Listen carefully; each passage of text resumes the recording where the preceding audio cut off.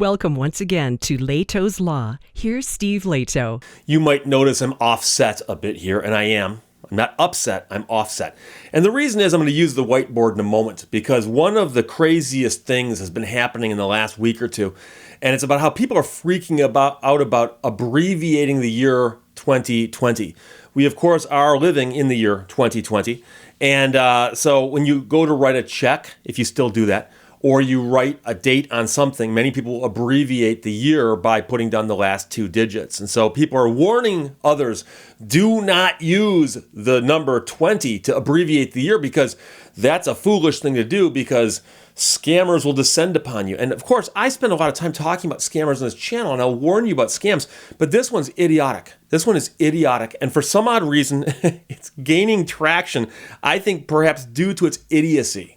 Okay? In other words, it's so idiotic that people are spreading it because, I don't know, it's just something about it. It's fueled by idiots and idiocy. So I'll give you an example. I grabbed this one off of 3 News Las Vegas, a TV station. But I've had people tell me they got this memo at work. I've heard people who work at government agencies say it's being passed around. Don't abbreviate 2020. It'll protect you later down the road. It's a new year, and some people are going to get the hang of writing at 2020 because, of course, you know, the old joke about writing the old dates on your checks. However, consumers beware. Writing out the full year matters. Consumer advocates say abbreviating the year 2020 can leave you vulnerable to fraud. I will tell you right now. Sorry, I just bumped the table. I'll tell you right now, I'm a consumer advocate, and I do not say that will leave you vulnerable to fraud, at least no more than anything else you've ever done in your life will. But according to 3 News Las Vegas, this is a scam that goes as easy as adding 2 numbers. So Ira Reingold with the National Association of Consumer Advocates, or NACA, an organization I don't belong to, warns don't abbreviate it. One of the things that we know over time is that there is an opportunity to manipulate numbers, signatures, or things like that. Then the bad guys will try to take advantage of that, Reingold said. So he says that's especially true with checks. Reingold says in the same way we write checks, you not only write the amount in numbers, but you write the amount out. So maybe he's suggesting you write the whole year out, 2020. Well, no, he doesn't say that. But he says, say it's a check that goes stale, and then a year from now it gets checked. Someone finds it and they change the date on the check, Reingold said, or a contract. There's a lot of unscrupulous lenders out there. Somebody who's trying to give you credit and say you signed an agreement and missed the payment, and then they say, oh, by the way, they take the 20 and change it to 2019, and suddenly you might owe money. They complain that you owe money for an extra year, Reingold said. Well, these scams have not been reported yet. Chris Williams, the Nevada Consumer Affairs, says they've not been reported, but it wouldn't be the first time if it was, except that it hasn't been reported yet, so technically it would be. He says we've seen where they've changed signatures and dates, so it's happened before. But he said signatures and dates. We hope that everyone has a carbon copy of their checks, copy of their contracts, any agreements they've signed, Williams said. According to Reingold, this warning is just a common sense precaution to make sure you're not scammed. Reingold said, I would be more concerned about who you're doing business with, people who could potentially scam you, people who aren't particularly honest to begin with. Has nothing to do with the numbers, though.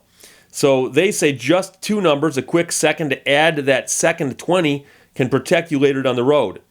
Williams says it's very simple, just add the 20, especially on checks, contracts, or any type of transaction. Again, just a precaution because there have been no reports of fraud yet. No one has reported this actually happening yet. But Ira Reingold of the National Association of Consumer Advocates warns that you should not abbreviate the year 2020. And it's the most idiotic thing I've heard in a while. So idiotic, in fact, it's caused me to break out the whiteboard, which I don't do very often, but I do from time to time. So the year, my friends, is 2020. That is the year that we are living in.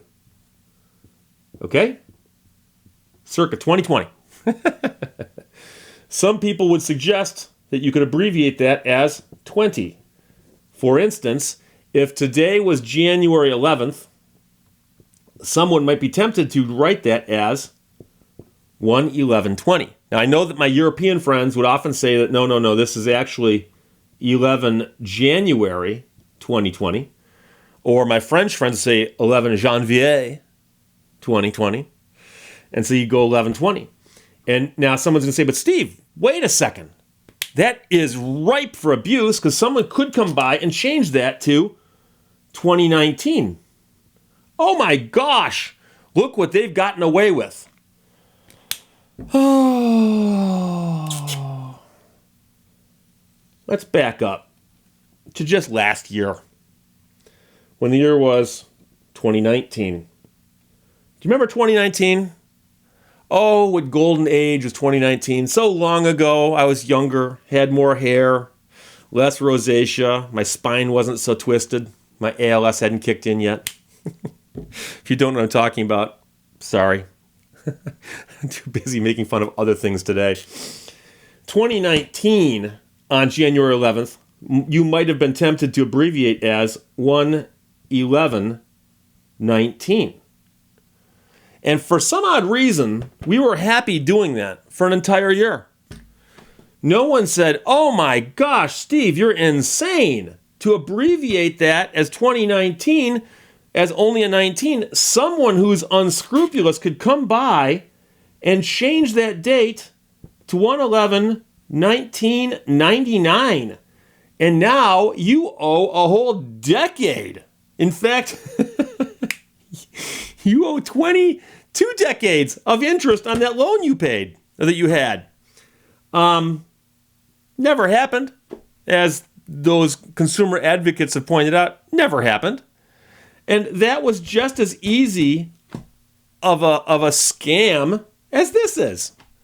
So, look, whenever I sign legal documents, I will tell you what my signature in fact, you know something?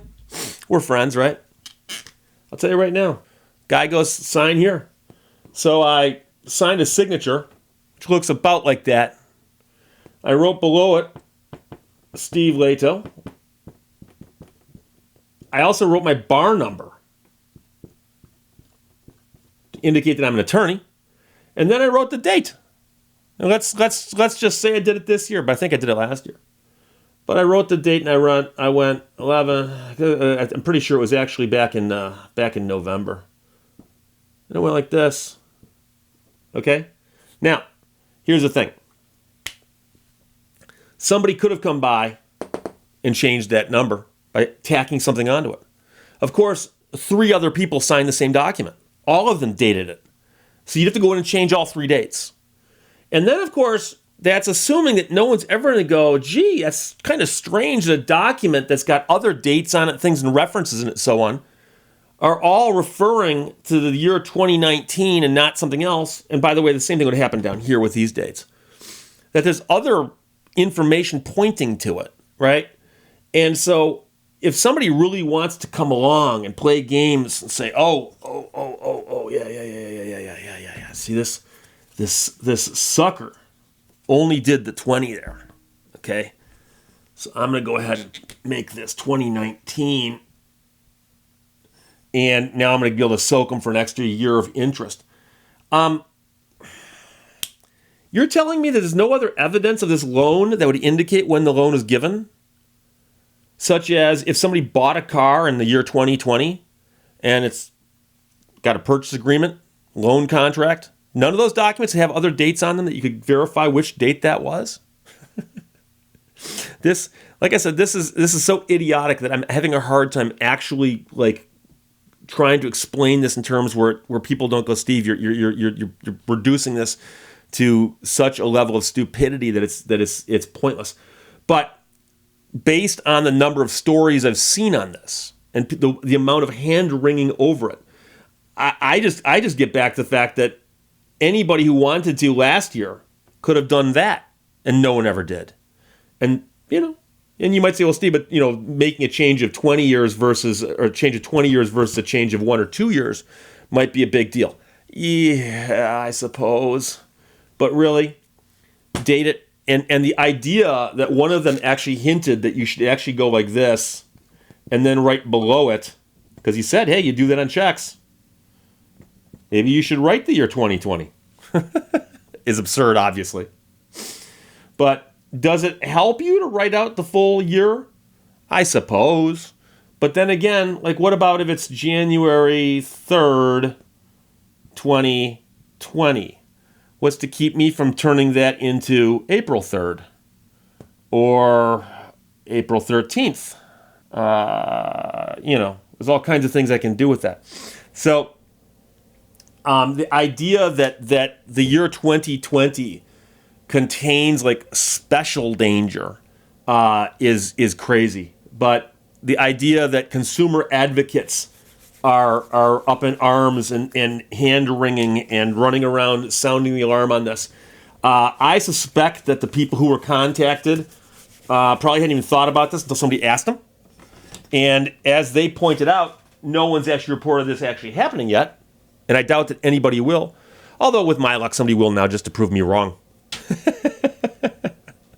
Which has happened before as well. But again, if you want to abbreviate the year 20, no one will care. It won't come back to haunt you.